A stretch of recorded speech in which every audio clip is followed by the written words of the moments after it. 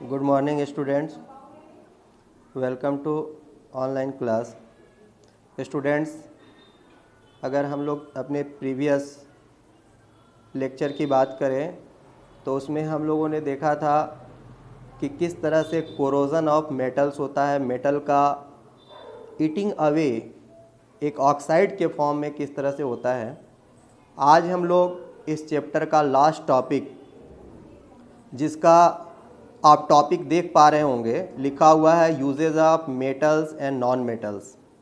ठीक है, मुझे लगता है आपको इस टॉपिक को पढ़ते ही ये बात बहुत अच्छे से क्लियर हो गई होगी कि जो मेटल्स हैं और जो नॉन मेटल्स हैं उनका यूज हमारे डेली लाइफ में क्या है। मैंने एक छोटी सी स्टेटमेंट लिखने की कोशिश किया है यहाँ। क्या है? All things that we use, देख पा रहे होंगे आप लोग, all things that we use in our life are made up of metals and non-metals and their compounds। इसका मतलब ये हुआ कि हमारे डेली लाइफ की जितनी भी थिंग्स हैं वो बनी हुई हैं, या तो मेटल से बनी हुई हैं या किस चीज़ से बने हुए हैं स्टूडेंट्स, नॉन मेटल से बने हुए हैं, या फिर उनके कंपाउंड्स। आप लोगों ने कंपाउंड्स के बारे में बहुत अच्छे से जान लिया होगा। कंपाउंड्स क्या होता है? ठीक है, कंपाउंड्स क्या है? Two or more than two elements combined to each other in fixed proportion is called, in fixed proportion is called. Proportion कैसा होना चाहिए? फिक्स्ड होना चाहिए। तो fixed proportion is called compounds. ठीक है, तो हम यहाँ पर ये सीख पाए कि जो मेटल और नॉन मेटल हैं या उनके कंपाउंड्स हैं, उन्हीं का यूज़ करके हम अपने डेली लाइफ की सारी थिंग्स को बनाते हैं। ठीक है, अब आइए हम लोग एक एक करके देखते हैं कि जो मेटल्स है उसका यूज़ क्या है और नॉन मेटल्स है उसका यूज़ क्या है। तो आइए पॉइंट वाइज हम देखते हैं। यहाँ देख पा रहे होंगे आप लोग, लिखा है मेटल्स। इसका मतलब पहले हम लोग क्या पढ़ेंगे? मेटल का यूज़ पढ़ेंगे।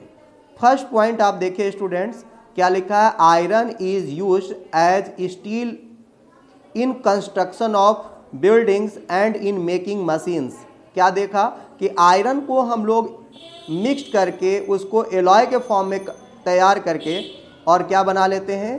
पहले स्टील बनाते हैं और उस स्टील का यूज करते हैं बिल्डिंग बनाने में, या डायरेक्ट आयरन को भी देख पा रहे होंगे कि आयरन की राड हमारे जो रूट्स होते हैं उनको ढालने में या कॉलम खड़ा करने में हम लोग बेस के तौर पर उसको देते हैं, या बहुत सारे मशीन की जो पार्ट्स है, ठीक है, वो बनाने में स्टील का यूज होता है। ठीक है, सेकेंड पॉइंट्स क्या है students? It is also used in making railway tracks.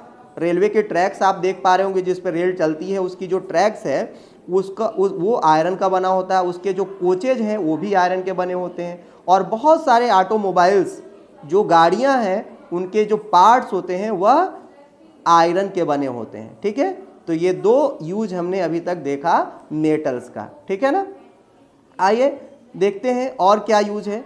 तो आप यहाँ देख पाएंगे जो फर्स्ट स्टेटमेंट है, आपको उसमें देखने की कोशिश करिएगा तो आपको पाएंगे कि एल्युमिनियम, ठीक है, is used in making aircraft and window frames. क्या है? एल्युमिनियम का यूज हम एयरक्राफ्ट बनाने में करते हैं। एयरक्राफ्ट की जो बॉडी होती है वो एल्युमिनियम की बनाई जाती है, और विंडो की जो फ्रेम्स है, जो आजकल ग्लास लगाने के लिए विंडो की जो फ्रेम बनाई जाती है वो भी बनाई जाती है एल्युमिनियम की। ठीक है, तो ये यूज रहा एल्युमिनियम का। आइए नेक्स्ट देखते हैं। Iron, cobalt and nickel are used to make stainless steel which is used to make utensils and machine parts. क्या देखा स्टूडेंट्स कि आयरन का यूज करेंगे, कोबाल्ट का यूज करेंगे, निकेल का यूज करेंगे। इन तीनों का यूज करके एक मिक्सर तैयार करते हैं जिससे स्टेनलेस स्टील तैयार होता है, और उस स्टेनलेस स्टील का यूज हम क्या करते हैं? यूटेंसिल्स बनाने में, यूटेंसिल्स, और क्या बनाने में? मशीन के पार्ट्स बनाने में यूज करते हैं। ठीक है, नेक्स्ट देखते हैं। Gold, silver and platinum are used in making jewellery. आप ज्वेलरी को जानते होंगे अच्छे से। ज्वेलरी क्या है? जो हमारे पोशाक को, हमारी सुंदरता को, हमारे ब्यूटीफुल को और अच्छा बनाने के लिए, हमारी सुंदरता को बनाने के लिए जो हम अपने बॉडी पे पहनते हैं, अपने नाक कान में, उसको गले में, हाथ में, उसको ज्वेलरी कहते हैं। ठीक है, इसको मुझे बहुत अच्छे से डिफाइन करने की ज़रूरत नहीं है, इसको आप अच्छे से जानते होंगे। बट हमको ये दिखाना है कि हम उस ज्वेलरी को बनाने में कौन से मेटल का यूज करते हैं। तो आप सबको पता है गोल्ड का यूज़ खूब जम के होता है, सिल्वर का यूज भी अच्छे से होता है, और प्लेटिनम भी एक बहुत हार्डेस्ट सब्सटेंस है जिसका एज ए मिक्सर के तौर पर प्लेटिनम का यूज होता है। इन तीनों का यूज में ज़्यादातर जो यूज है वो गोल्ड का यूज होता है स्टूडेंट्स। गोल्ड का यूज करके हम ज्वेलरी बनाते हैं, और सिल्वर का। ठीक है ना। इसके बाद स्टूडेंट्स अगर हम देखें तो और भी यूज़ है हमारे पास मेटल्स का। आप खुद से अपने डेली लाइफ में अगर आप देखेंगे अपने चारों तरफ, तो इन सब का यूज आपको देखने को मिलेगा। जैसे कॉपर है, एल्युमिनियम है, ये दोनों का यूज हम कहाँ करते हैं, तो इलेक्ट्रिक वायर बनाने में। ठीक है, आपके घर के अंदर की जो वायरिंग होती है वह कॉपर के बने हुए वायर से होता है, जबकि एल्युमिनियम का बना हुआ जो वायर होता है वह किसी पावर स्टेशन से आपके घर तक पोल के माध्यम से आपके घर तक जो इलेक्ट्रिक पहुंचाने का काम है, वो वायर जो बनी हुई होती है वो एल्युमिनियम का बना होता है। ठीक है, एल्युमिनियम का और भी यूज है, एल्युमिनियम फॉयल, एल्युमिनियम की पतली पतली चादर यूज करी जाती है। वो काहे को यूज किया जाता है स्टूडेंट्स, तो उसका यूज है पैकेजिंग करने के लिए। ठीक है, पैक करने के लिए एल्युमिनियम का फॉयल यूज करके और उसमें सामानों को पैक किया जाता है। ठीक, महंगे सामान होते हैं। फिर टीन है, टीन का यूज काहे करते हैं, तो टीन का यूज करते हैं कंटेनर बनाने के लिए और एज ए इलेक्ट्रोप्लाटिंग। जैसे आयरन का एक कंटेनर बना लिया, बट आयरन के कंटेनर में आप डायरेक्ट क्या नहीं कर सकते हैं, तो उस सामान को नहीं रख सकते, क्योंकि आपको पता है आयरन बहुत ही कोरोसिव टाइप का एलिमेंट है, या बहुत कोरोसिव टाइप का क्या है, तो एक मेटल है। उस कोरोजन्स को दूर करने के लिए हम उसके ऊपर एक इलेक्ट्रोप्लाटिंग के मेथड से, मैंने पिछले कक्षा में, पिछले क्लास में या पिछले लेक्चर में आपको ये बताया है कि इलेक्ट्रोप्लाटिंग कैसे करते हैं। तो टीन का इलेक्ट्रोप्लाटिंग, ठीक है, जिसका सिंबल होता है स्टूडेंट SN, इसका यूज करते हैं काहे को, तो उस आयरन के ऊपर इलेक्ट्रोप्लाटिंग के तौर पर, जिससे हमारा एक कंटेनर तैयार हो जाता है और उस कंटेनर के अंदर हम सामान को बहुत अच्छे से रखेंगे, लॉन्ग टाइम उसमें रखेंगे, किसी भी तरह का उसमें कोई समस्या, कोई प्रॉब्लम क्रिएट नहीं होगी, हमारी सामान नहीं खराब होती है। तो इस तरह से आपने देखा कि टीन का यूज हम कंटेनर बनाने में, सामान रखने वाली एक ऑब्जेक्ट बनाने में करते हैं। नेक्स्ट है student metal like iron, zinc and manganese present in our body and help in metabolism, यानी हमारी उपापचयी क्रिया, अगर हिंदी में बोलें, हमारे पाचन से संबंधित जो क्रिया होती है उसको करने में आयरन का यूज, जिंक का यूज और मैंगनीज का यूज होता है। बहुत सारे और भी हमारे बॉडी के अंदर एलिमेंट हैं जो पाए जाते हैं, जैसे कैल्शियम है, फास्फोरस है, ये सब भी हमारे बॉडी में पाए जाते हैं। ठीक है ना। तो इस तरह से हमने देखा कि क्या मेटल का यूज है हमारे डेली लाइफ में। आइए अब हम लोग नेक्स्ट टॉपिक नॉन मेटल को देखते हैं कि नॉन मेटल का यूज़ क्या है। तो आप सबको पता होगा, सबसे पहले अगर मैं नॉन मेटल की बात करूं कि नॉन मेटल होते क्या हैं, तो आप जानते होंगे बहुत सारे नॉन मेटल का आपके माइंड में याद आने लगा होगा कि नॉन मेटल कौन कौन से हैं। जैसे मैं ऑक्सीजन की बात करूं जिसका सिंबल O है, हाइड्रोजन की बात करूं, नाइट्रोजन की बात करूं, फास्फोरस की बात करूं, ये सब क्या है स्टूडेंट्स, नॉन मेटल्स हैं। ठीक है, क्लोरीन का बात करूं, फ्लोरीन की बात करूं, जो भी मैक्सिमम जो गैसेज हैं वो नॉन मेटल्स हैं। ठीक ना। आइए देखते हैं इसका यूज। तो फर्स्ट यूज में आप देख पा रहे होंगे ऑक्सीजन, जिसको ऑक्सीजन को हम O2 के फॉर्म में लिखते हैं। Oxygen is used for breathing by most of the living organism. ज़्यादातर जो लिविंग ऑर्गेनिज्म है वो अपने ब्रीथिंग जब करते हैं तो उस दौरान जो गैस वो इनहेल करते हैं, अपने बॉडी के अंदर लेते हैं, उसमें जो गैसेज यूज़ करी जाती है वो ज़्यादा परसेंटेज में ऑक्सीजन गैस, या हम सीधे तौर से ये भी बात कहते हैं कि ऑक्सीजन का यूज होता है। ठीक है, हम भी जो इनहेलिंग कर रहे हैं, आप जो इनहेल कर रहे हैं गैस, वो ऑक्सीजन है। तो ये एक नॉन मेटल का यूज हो गया। फिर आपको पता होगा वाटर के बारे में। वाटर दो एलिमेंट कह सकते हैं या दो गैसेज, एक हाइड्रोजन होता है और एक ऑक्सीजन होता है, इन दोनों का यूज करके और क्या बनता है स्टूडेंट, तो इनको जब हम 2:1 के रेशियो में एक दूसरे से मिलाते हैं, ठीक है, 2:1 के रेशियो में, तो वाटर बन के तैयार हो जाता है। तो इस तरह से आप देख सकते हैं हाइड्रोजन और ऑक्सीजन का यूज क्या है। थर्ड यूज अगर आप देखें स्टूडेंट तो नाइट्रोजन है, जिसका यूज हम फर्टिलाइज़र बनाने में करते हैं। जो यूरिया है, जो डीएपी है, इस तरह के जो फर्टिलाइजर्स हैं उनका बनाने में हम नाइट्रोजन का यूज़ करते हैं। आप सबको पता भी होगा कि जो प्राइमरी न्यूट्रिएंट्स है किसी भी प्लांट्स का वो NPK बोला जाता है, मतलब नाइट्रोजन, फास्फोरस और पोटेशियम। तो इस नाइट्रोजन का यूज़ किया जाता है फर्टिलाइज़र बनाने में, ठीक है ना। और यूज आइए देखते हैं क्या है। अगला है स्टूडेंट्स फास्फोरस।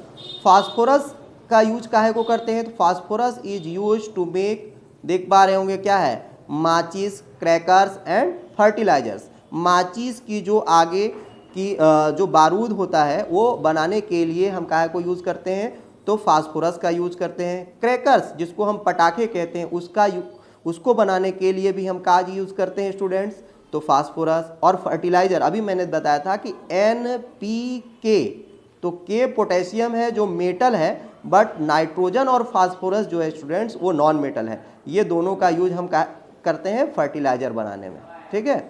नेक्स्ट क्या है अपना, तो सल्फर है।